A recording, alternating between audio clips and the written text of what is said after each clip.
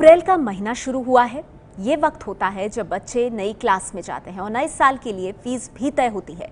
लेकिन जिस मनमाने तरीके से स्कूल फीस बढ़ा रहे हैं उसके खिलाफ अभिभावकों का गुस्सा फूट रहा है। आज सुबह गाजियाबाद के वसुंधरा में एमिटी स्कूल के बाहर अभिभावकों ने बढ़ी हुई फीस के खिलाफ प्रदर्शन किया। तस्वीरें भी हम आपको दिखा रहे हैं। अभिभावकों का कहना है कि स्कूल हर साल बिना किसी सूचना के फीस में बढ़ोतरी करता जा रहा है और अब हालत ये है कि बच्चों की फीस भर पाना उनके लिए मुश्किल होता जा रहा है। दिल्ली से सटे गाजियाबाद के वसुंधरा में एमिटी स्कूल के बाहर फीस बढ़ने के विरोध में अभिभावक प्रदर्शन कर रहे हैं। सुबह का वक्त है और अपने बच्चों को स्कूल छोड़ने के बाद यहाँ पर बड़ी संख्या में पेरेंट्स इकट्ठा हुए हैं और उनका आरोप है कि एमिटी प्रशासन लगातार जो है बच्चों की फीस लगातार बढ़ा रहा है और उसमें ऐसी बढ़ोतरी कर रहा है जो कि जिन्हें माँ बाप को देने में काफ़ी कठिनाई हो रही है। हमारे साथ हृदय जी हैं जिनके पास एक डाटा है और ये खुद उनकी बच्ची का डेटा है। जब उनकी बच्ची 2009 में फर्स्ट क्लास में आई थी पढ़ने और आज जब 2017 में वो 9वीं क्लास में पहुंच चुकी है। और हम आपको फीस का फासला दिखाना चाहेंगे कि किस तरीके से 24,100 रुपये जिसमें बस का किराया अलग से है और वो बढ़ के अब पूरी फीस तकरीबन 61,000 आ चुकी है। तो ऐसे में तकरीबन 170% की वृद्धि हुई है। देखिए क्या लगता है कि किस तरह के ये चार्जेस आपसे लिए जा रहे हैं? मुझे लगता है ये सारे चार्जेस जो हैं जस्टिफाइड नहीं है, जबकि एनुअल चार्जेस जो होते हैं आप एवरी ईयर नहीं ले सकते। भाई आपका जब बच्चे का एडमिशन हो रहा है तो आपने एक बार वन टाइम चार्जेस देने होते हैं और आपने दे दिए, फिर उसके बाद आपके पास क्या ग्राउंड है कि आप एनुअल चार्जेस जो हैं आप ले रहे हैं और उसके बावजूद जो एनुअल चार्जेस हैं वो कांस्टेंट नहीं है। एनुअल चार्जेस इन्होंने 13,000 से शुरू किए थे, आज वो 20,500 पे हैं, तो ऑलमोस्ट आई थिंक डबल है। इसी तरह से बाकी जो चार्जेस है, इनकी ट्यूशन फीस है जो 9,000 रुपये थी और आज वो ट्यूशन फीस बढ़ के 18,510 है। अब ये बताइए, मैं वही कह रहा हूँ, ये जो इंक्रीज है ये इंक्रीज कहां से कहां तक जस्टिफाइड है? क्या तर्क दिए जाते हैं स्कूल प्रशासन की तरफ से?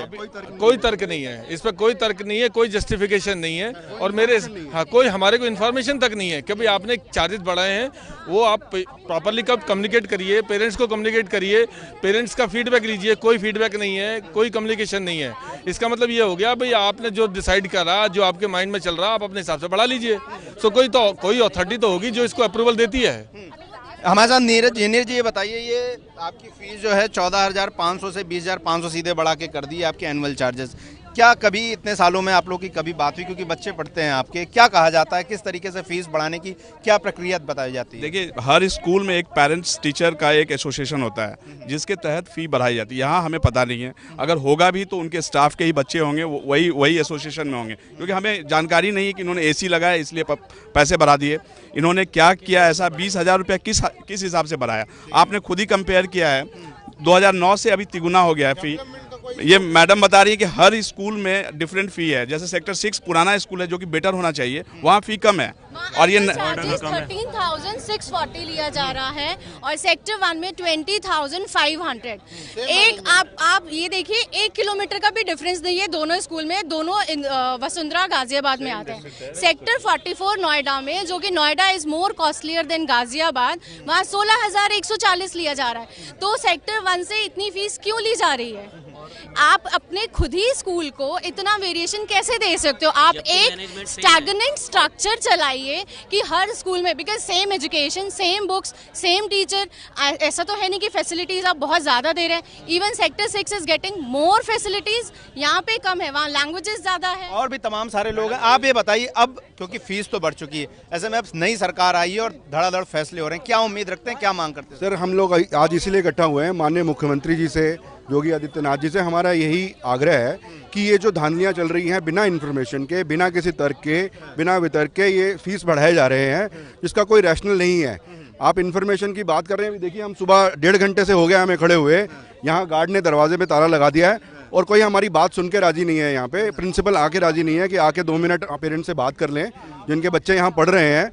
हमारा हक बनता है उनसे अगर कुछ पूछना चाहें तो। जैसे तो जाहिर सी बात है, हक बनता है, लेकिन जो पेरेंट्स हैं वो गेट के बाहर हैं, इंतजार कर रहे हैं और बात करने की कोशिश कर रहे हैं। और इनका यही कहना है कि जब फीस लेनी होती है तो बड़े प्रेम से स्वागत होता है, लेकिन आज जब अपनी समस्याएं लेकर आए हैं तो इन्हें अंदर घुसने नहीं दिया जा रहा, गेट में घुसने भी नहीं जा रहा। ऐसे में अब ये लोग इंतजार कर रहे हैं, प्रिंसिपल से बात करेंगे, मैनेजमेंट से बात करेंगे। लेकिन जिस तरीके से प्राइवेट स्कूलों में फीस, मनमानी फीस बढ़ने का मुद्दा लगातार सामने आ रहा है, ऐसे में लोग चाहते हैं कि अब नई योगी सरकार कुछ न कुछ इस पर कड़ा फैसला ले। कल से प्रवीण दीक्षित के साथ गौरव श्रीवास्तव, ABP न्यूज, गाजियाबाद।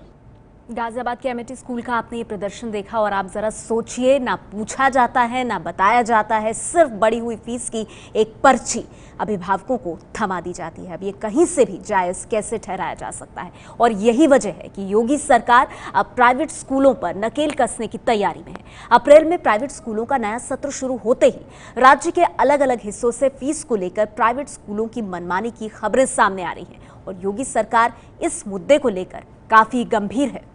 ये है एबीपी न्यूज़, आपको रखे आगे।